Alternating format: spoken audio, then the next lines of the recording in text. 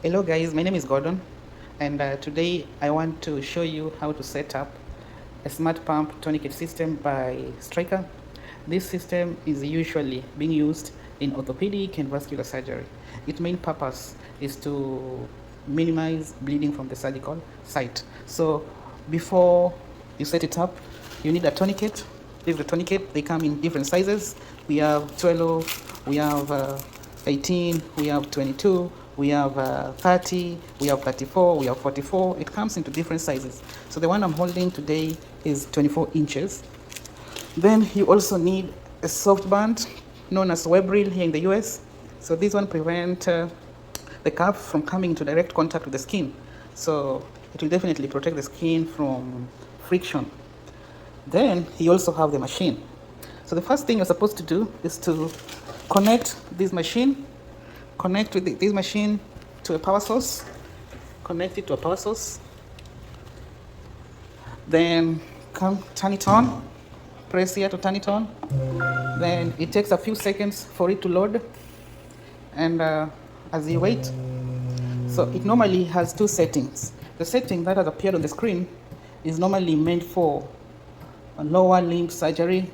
So this one means that this tourniquet will run for 120 minutes, and after 120 minutes, it will beep to alert the surgical team that the blood flow to the surgical site has been disrupted for for 30 120 minutes. minutes. So it is upon the surgeon to tell us to reconfigure it or to deflate it.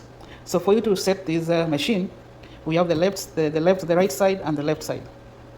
So for instance, let me set it up for surgery that is supposed to be done on the upper limbs. Upper limbs are the arms. So the first thing I will do, I will press on this blue button, then you'll see the beeping.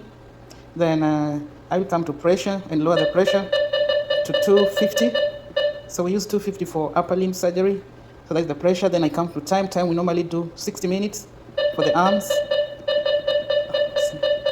So that is for radius and ulnar, any surgery on the couples. So we do 60. When I come on this side too, I also set it and reduce the pressure to 50, 250.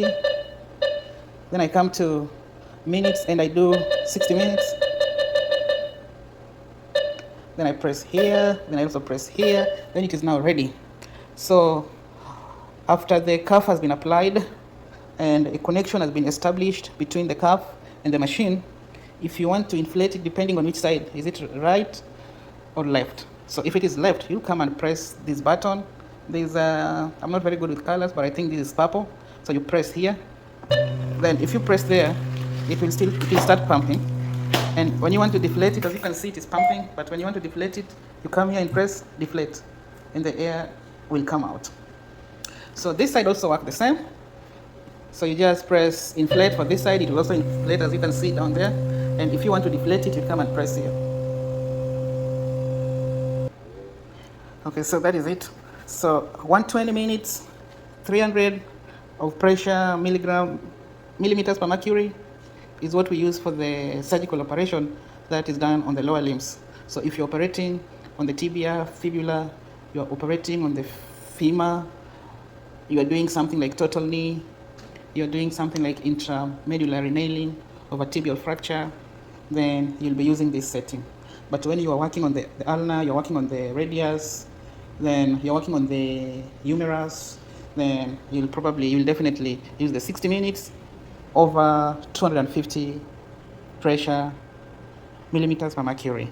So that is the setting for the lower surgery. So when you come to this is the cuff. So when you want to apply this cuff, the first thing when choosing the cuffs, you're supposed to know the size of your patient, and so that one will help you to choose the right size of the cuff.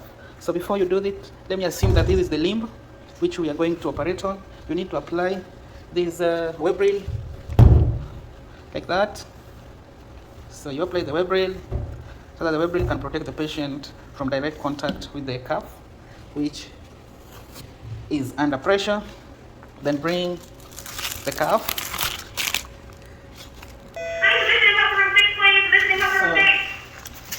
So you tie the cuff on top of the limbs, and you need to have this loose end to be outside.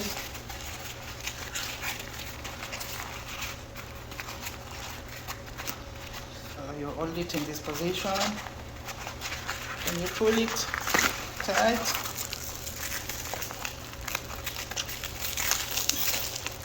This way, you set it, and then you tie this.